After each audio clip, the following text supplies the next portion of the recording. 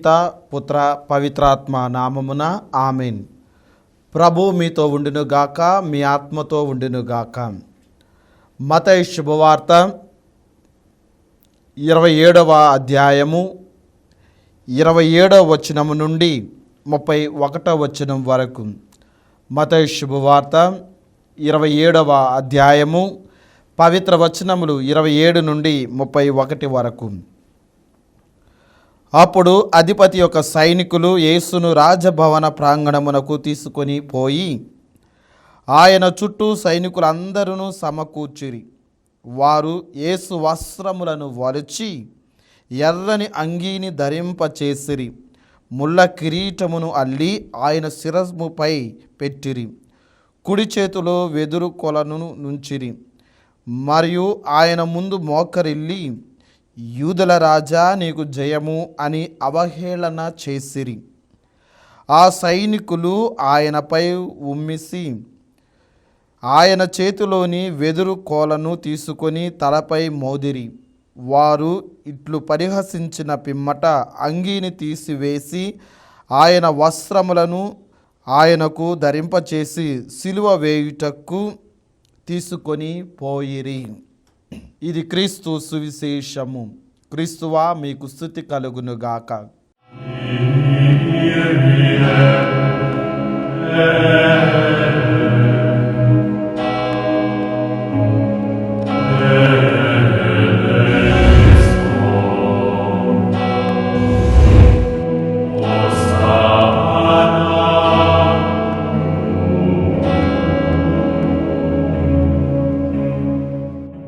క్రీస్తునాథుని యందు ప్రియ సహోదరి సహోదరులారా, దివ్యవాణి ప్రేక్షకులారా, మరి ముఖ్యముగా క్రీస్తు సందేశమును ఆలకిస్తూ ఉన్న ప్రియ సహోదరి సహోదరులారా, ప్రభు అయిన యేసు క్రీస్తు పరిశుద్ధ దివ్య నామములు మీ అందరికీ శుభాభివందనములు తెలియజేస్తూ ఉన్నాం. ప్రియ సహోదరి సహోదరులారా, మనం తపస్కాలములోనికి ప్రవేశించి ఈ తపస్కాల ప్రయాణాన్ని ఎంతో ఆత్మీయముగా కొనసాగుతూ ఉన్నాం.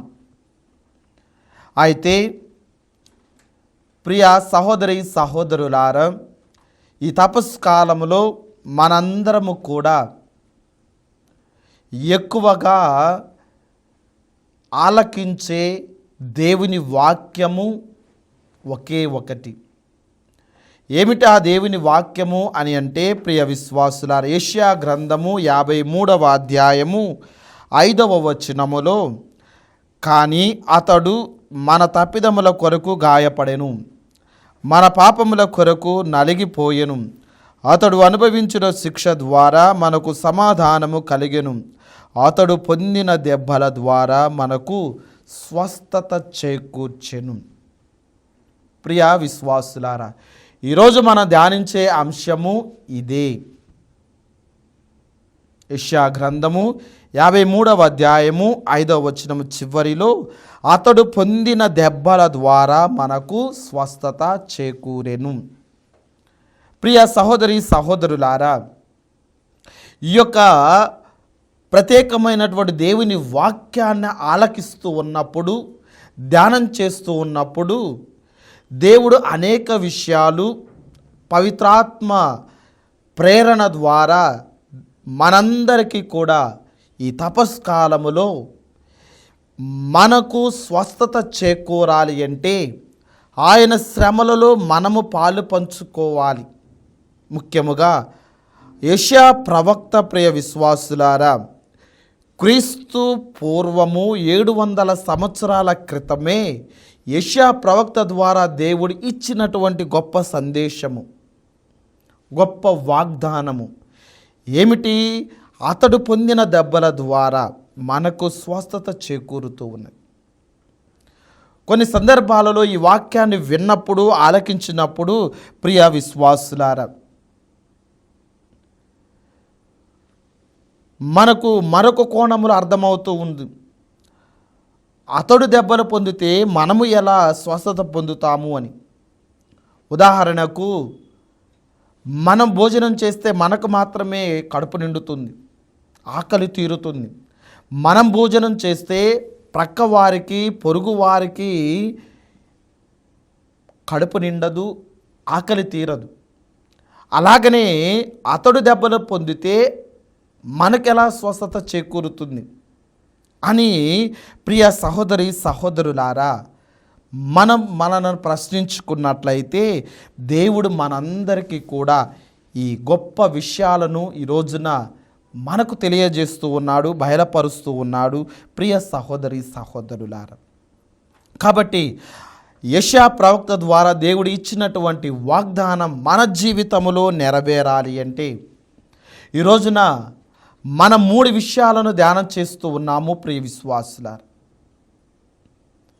ఈ 3 విషయాలు ఈ తపస్కాలములో మనకు మరొక అడుగు ముందుకు వేయటానికి ఎంతగానో ఉపయోగపడుతూ ఉన్నాయి.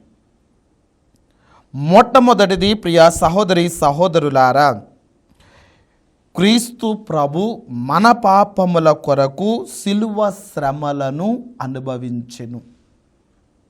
చూడండి ప్రియ విశ్వాసులారా, అతడు పొందిన దెబ్బల ద్వారా మనకు స్వస్థత చేకూరును అనే ఈ యొక్క ప్రత్యేకమైనటువంటి ధ్యాన అంశములో మొట్టమొదటిది ప్రభు మనకిస్తూ ఉన్నటువంటి సందేశము, క్రీస్తు ప్రభు మన పాపముల కొరకు సిలువ శ్రమలను అనుభవిస్తూ ఉన్నాడు, భరిస్తూ ఉన్నాడు. ఆ సిలువ శ్రమలు ప్రియ సహోదరి సహోదరులారా వర్ణాతీతము, వివరించలేము. ఎందుకు అంటే అంత భయంకరముగా ఉన్నటువంటి శ్రమలు ప్రియ సహోదరి సహోదరులారా.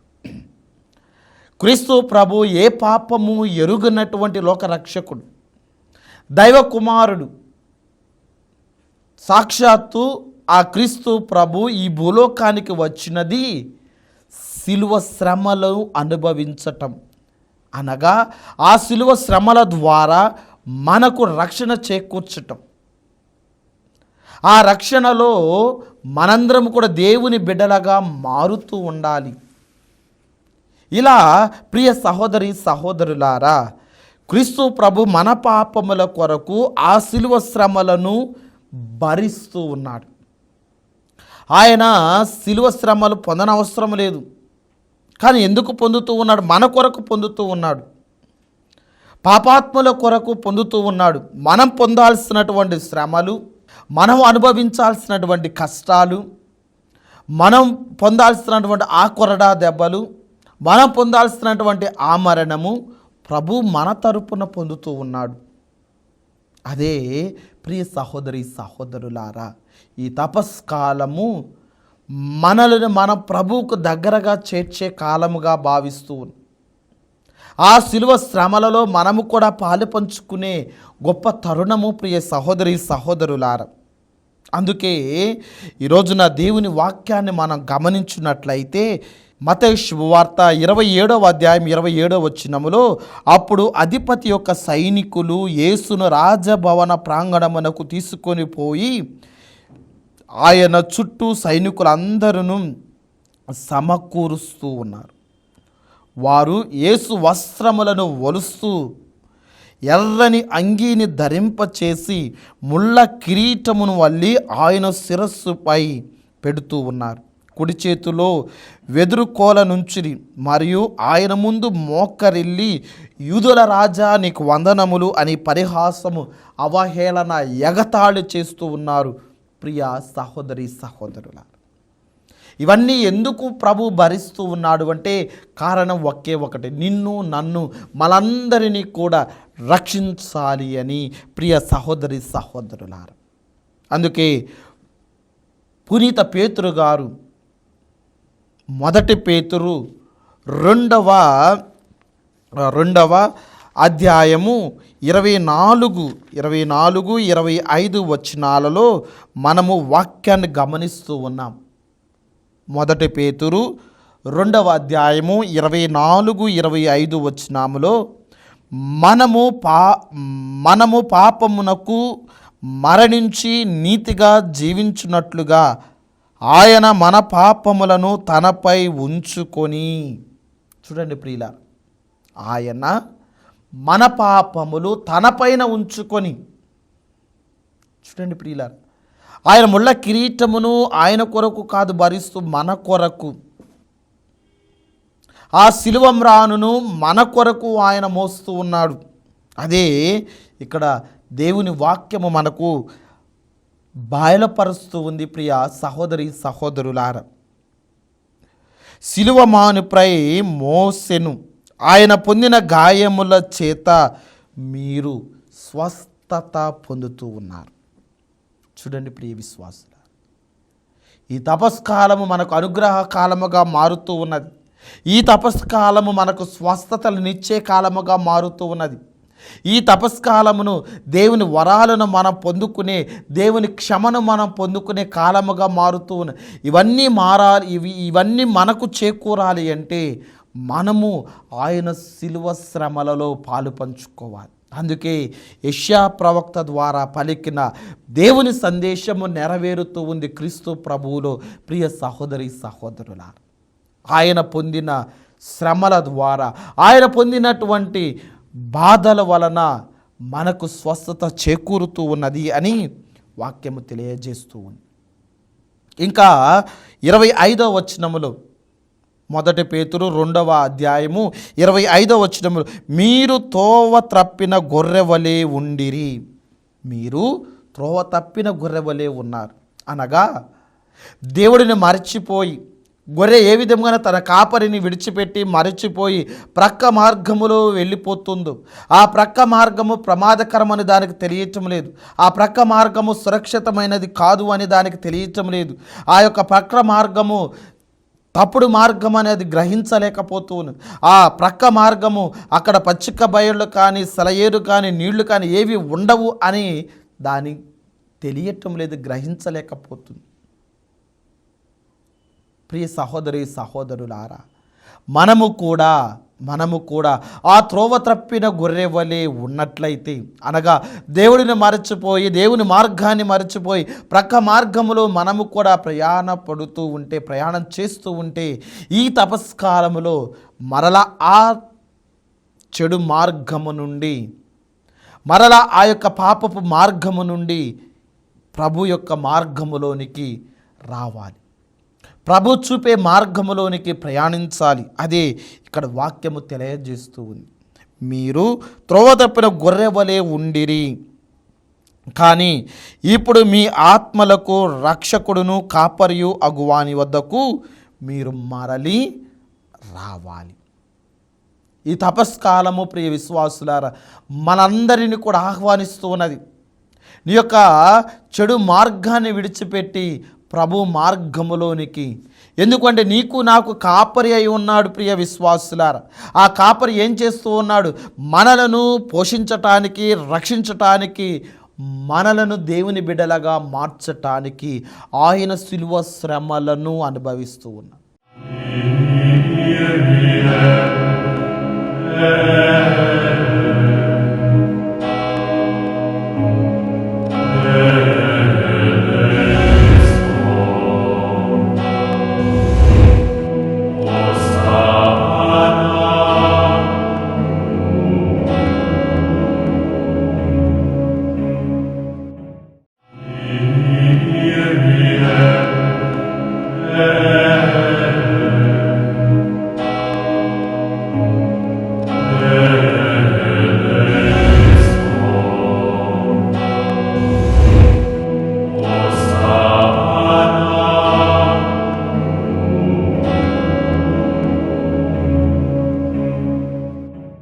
పేతురు గారి ద్వారా దేవుడు ఇస్తూ ఉన్నటువంటి వాగ్దానము కూడా ఇదే. పేతురు గారు గొప్ప నాయకుడు ప్రియులారా. క్రీస్తు ప్రభు మరణము తరువాత మూల స్తంభముగా ఉన్నారు పేతురు గారు. వివిధ ప్రాంతాలలో చెల్లా చెదురై ఉన్న విశ్వాసులను ఉద్దేశించినటువంటి పలుకులే ఈ పలుకులు. ప్రియ సహోదరి సహోదరులారా, మరి వారికి మాత్రమే కాదు, ఈ రోజున మనము కూడా చల్లా చెదురైపోతూ ఉన్నామేమో, ఎవరికి వారు యమునా తీరుగా ఉంటూ ఉన్నామేమో, చెట్టుకొకరు పుట్ట ఒక్కొక్కరుగా ఉంటూ ఉన్నామేమో. ఆ పేతురు గారు మరలా మనకు జ్ఞాపకం చేస్తూ ఉన్నాడు. ఆ పేతురు గారి ద్వారా దేవుడు మరలా మనకు వాగ్దానం చేస్తూ ఉన్నాడు. ఏమని? త్రోవ తప్పిన గొర్రె వలె మీరు ఉండవద్దు. ఇదిగో మరలా మీ మార్గాన్ని సరైనటువంటి మార్గముగా మార్చుకొని సరైనటువంటి మార్గములోనికి మీరు ప్రయాణం చేయండి. ఆ ప్రయాణము సురక్షితముగా ఉంటుంది. ఆ యొక్క గమ్యస్థానము నీవు చేరిన తరువాత నీవు దేవుని వరాలు నిండుగా మెండుగా పొందుకుంటూ ఉన్నావు అని ప్రభు పలుకుతూ ఉన్నాడు. ప్రియ సహోదరి సహోదరులారా, ఇంకా పునీత పౌలు గారు రోమీయులకు రాస్తున్న లేఖ 5వ అధ్యాయము 8వ వచనములో కూడా మన వాక్యాన్ని చదువుతూ ఉన్నాము. ప్రియ సహోదరి సహోదరులారా, పునీత పౌలు గారు రోమీయులకు రాస్తున్న లేఖ 5వ అధ్యాయము 8వ వచనములో వాక్యాన్ని చదివినట్లయితే, కానీ మనము పాపాత్ములమై ఉన్నప్పుడే క్రీస్తు మన కొరకై మరణించుటను బట్టి దేవుడు మనపై తనకు ఉన్న ప్రేమను చూపుతూ ఉన్నాడు. ఎందుకు ఆయన శిలువ శ్రమలు మన కొరకు అనుభవిస్తూ ఉన్నాడు అని అంటే, మనపై అమితమైన ప్రేమ. ప్రియ విశ్వాసులారా, మనపై అమితమైన ప్రేమ. ఆ ప్రేమ వర్ణనాతీతము. ప్రియ విశ్వాసులారా, వర్ణించలేనిది. పాపాత్ములను రక్షించటానికి ఆయన శిలువ శ్రమలను పొందుతూ ఉన్నాడు. ఎందుకు మన కొరకు శిలువ శ్రమలను పొందాలి అని మనం ప్రశ్నించుకోవచ్చు. ఎందుకు అంటే మనలను అమితముగా ప్రేమిస్తూ ఉన్నాడు. ఈ లోకములో తల్లి మరచిన నేను నిన్ను మరువను, నీ పేరును నా అరచేతులలో రాసుకున్నాను అని ప్రభు సెలవిస్తూ ఉన్నాడు. ఆ ప్రేమను వ్యక్తపరుస్తూ ఉన్నాడు. ఉదాహరణకి ఒకరోజు ప్రియ విశ్వాసులారా, చిన్నపిల్లవాడు తెలిసి తెలియని వయస్సులో ఆ చిన్నపిల్లవాడు నిప్పును అంటుకుంటూ ఉన్నాడు. ఆ నిప్పును అంటుకోగానే తన చెయ్యంతా కూడా కాలిపోతూ ఉన్నది. ఆ మంటకు ఏడుస్తూ ఉన్నాడు. ఆ వేడికి తట్టుకోలేకపోతూ ఉన్నాడు. ప్రక్కన ఉన్నటువంటి కన్న తల్లి ఎప్పుడైతే ఆ ఏడ్పు విన్నదో వెంటనే నిమిషము కూడా క్షణము కూడా ఆలోచించకుండా పరిగెత్తుకుంటూ వచ్చి ఆ కాలుతున్నటువంటి ఆ పిల్లవాడి చేతిని పట్టుకొని నిప్పును ఆర్పివేస్తూ ఉన్నది. ఆ నిప్పును ఆర్పే క్రమములో ఆ తల్లి హస్తము కూడా కాలిపోతూ ఉన్నాయి. తరువాత పిల్లవాడు అడుగుతూ ఉన్నాడు, అమ్మా నా చేయి కాలిపోతూ ఉంది కదా, ఎందుకు నువ్వు కూడా నీ చేతిని ఆ చేతిని నా కాలుతున్నటువంటి చేతిని పట్టుకొని ఆర్పివేస్తూ ఉన్నా, నీ చేతి కూడా కాలింది కదా. ప్రియ విశ్వాసులారా, ఆమె చేయి కాలినా కానీ ఆ పిల్లవాడు చేయి కాలిపోకూడదు, బాధపడకూడదు అని ఆమె తన బిడ్డ చేతిని ఆ అగ్ని ప్రమాదం నుండి కాపాడుతూ ఉన్నది. అనగా ఆ తల్లి ప్రేమ చూడండి ప్రియుల, అవధులు లేవు. నా చేయి కాలిపోతుంది కదా, నాకు నష్టం జరుగుతుంది అని ఆలోచించలా. పిల్లవాడిదే కదా, ఎవడ పట్టుకోమన్నాడు అని ఆమె ఆలోచించలా. మారు మాట లేకుండా, నిమిషము కూడా ఆలోచించకుండా వెళ్ళి ఆ పిల్లవాడి హస్తాన్ని నిప్పులో నుండి తీస్తూ ఉన్నది, ప్రమాదం నుండి కాపాడుతుంది. అంతకంటే గొప్ప ప్రేమ క్రీస్తు ప్రభువుది. ప్రియ విశ్వాసులారా, మనందరిని ప్రేమించాడు కాబట్టి మన కొరకు శిలువ శ్రమలను అనుభవించాడు. ఆ శిలువ శ్రమల ద్వారానే మనకు స్వస్థత చేకూరుతున్నది. ప్రియ విశ్వాసులారా, ఆయన శ్రమలు పొందకపోతే మనకు స్వస్థత కలిగేది కాదేమో. అందుకే ఈ రోజున ప్రియ సహోదరి సహోదరులారా, క్రీస్తు ప్రభు శ్రమల ద్వారా మనము స్వస్థత పొందుతూ ఉన్నాం. ఎందుకు శ్రమలు పొందాలి అంటే ఆయన ప్రేమ అమితమని మనకు వ్యక్తం చేయబడుతూ ఉన్నది. ఆయన వచ్చినది పాపాత్మలను రక్షించటానికే అని తెలియజేస్తూ ఉన్నాం. మనందరం కూడా రక్షణ పొందాలి అని ఆయన శిలువ శ్రమలను పొందుతూ ఉన్నాడు. ప్రియ సహోదరి సహోదరులారా, ఇది మొట్టమొదటిది. ఇక రెండవది ప్రియ మిత్రులారా, ఏమిటా రెండవది అంటే ఆయన శ్రమల ద్వారానే మనకు శాంతి లభిస్తూ ఉన్నది.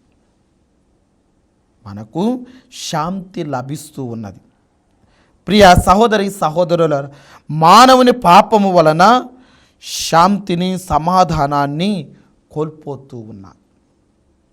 ఆ పాపము వలన దేవుని మహిమను కోల్పోతూ ఉన్నా. ఆ పాపము వలన పరిశుద్ధాత్మ వరాలను కోల్పోతూ ఉన్నాం. మరి క్రీస్తు ప్రభు శ్రమల ద్వారా మనకు ఏ విధముగా శాంతి చేకూర్చబడుతూ ఉంది అని అంటే, మన పాపముల కొరకు ఆయన శిలువ శ్రమలను అనుభవిస్తూ ఉన్నాడు. ప్రియ సహోదరి సహోదరుల, ఎప్పుడైతే మన పాపాల వలన దేవునికి దూరం అయిపోతూ ఉన్నామో, వేదనలకు గురి అయిపోతూ ఉన్నామో, ఆయన శ్రమల ద్వారా మనకు శాంతి సమాధానాన్ని చేకూర్చబడుతూ ఉన్నది. అందుకే పునీత పౌలు గారు కొలస్సీలకు రాస్తున్న లేఖ 1వ అధ్యాయము 20వ వచనములో వాక్యాన్ని గమనించినట్లయితే, ప్రియ సహోదరి సహోదరులారా, ఈ కుమారుని ద్వారా సమస్త ప్రపంచమును తిరిగి తనతో సమాధాన పరచుకొనుటకు దేవుడు నిశ్చయించెను.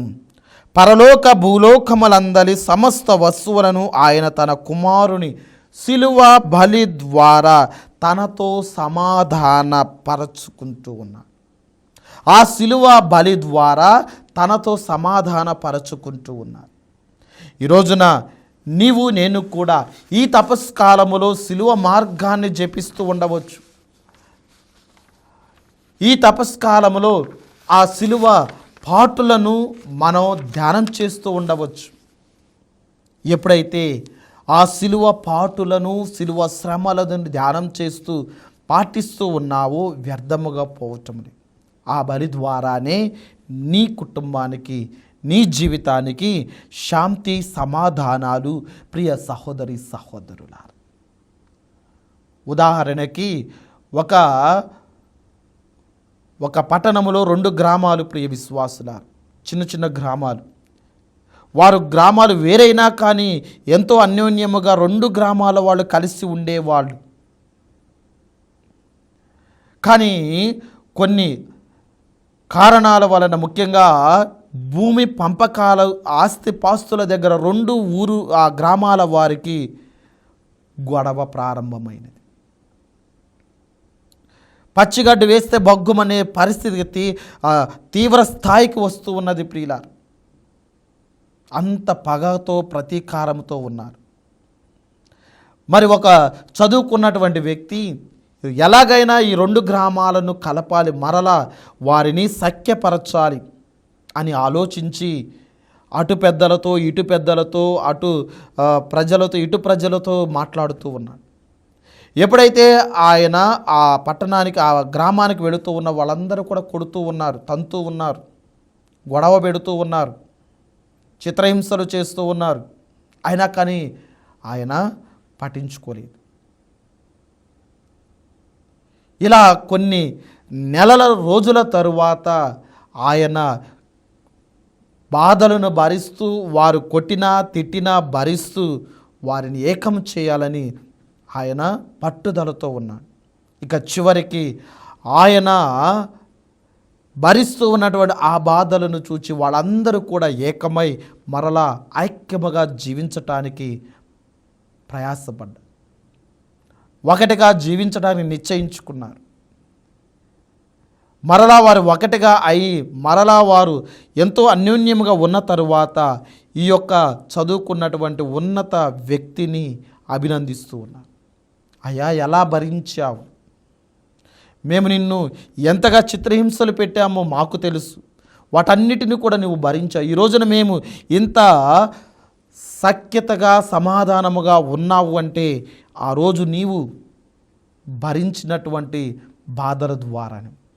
అలాగనే ప్రియ సహోదరి సహోదరులారా, ఈ రోజున మన జీవితాలు, మన కుటుంబాలు కూడా శాంతి సమాధానాలతో ఉంటున్నాయి అని అంటే క్రీస్తు ప్రభు పొందినటువంటి శిలువ శ్రమల ద్వారానే అని జ్ఞాపకం చేసుకోవాలి.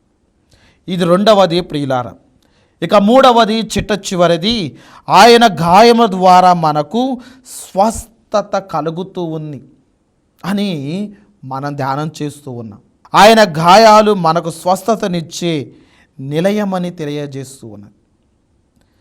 మరి ఆ స్వస్థత కేవలం శారీరక స్వస్థత మాత్రమే కాదు, ఆత్మీయ స్వస్థత. మన విరిగిన హృదయముతో స్వస్థత, మన యొక్క విరిగిన బలహీనపడిన బంధాలలో స్వస్థత. ఇలా ప్రియ సహోదరి సహోదరులారా, ఆయన గాయాల ద్వారా మనకు స్వస్థత కలుగుతూ ఉన్నది. అందుకే కీర్తనాకారుడు అంటూ ఉన్నాడు 103వ కీర్తన 3వ వచనములో, ఆయన నీ పాపమునెల్లా మన్నించును, నీ వ్యాధునునెల్లా కుదుర్చును. అనగా నీ వ్యాధులనెల్లా పోగొట్టును.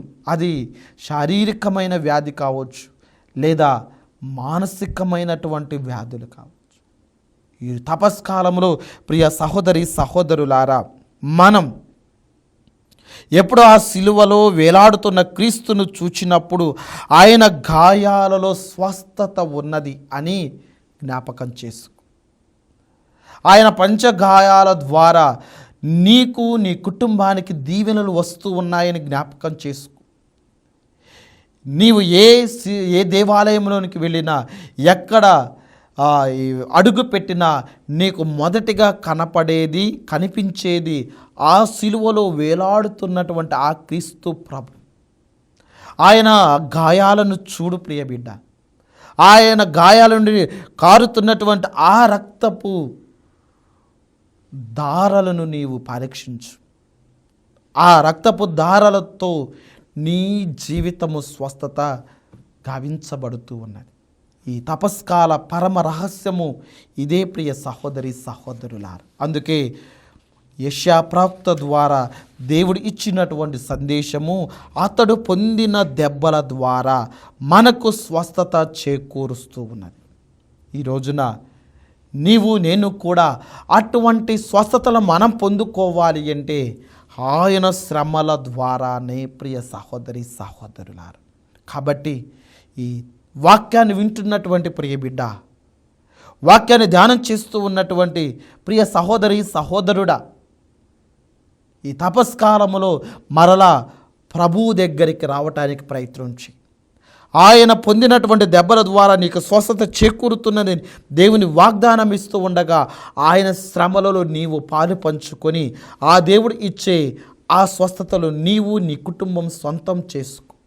కాబట్టి అటువంటి దైవ అనుగ్రహ వరాలను దేవుడు మనకు, మన కుటుంబానికి దయచేయమని ప్రత్యేకముగా ప్రార్థన చేసుకుందాం. ప్రభు మీ అందరితో ఉండునుగాక, మీ ఆత్మతో ఉండునుగాక.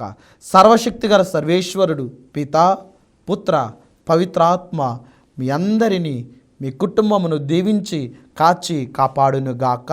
ఆమేన్.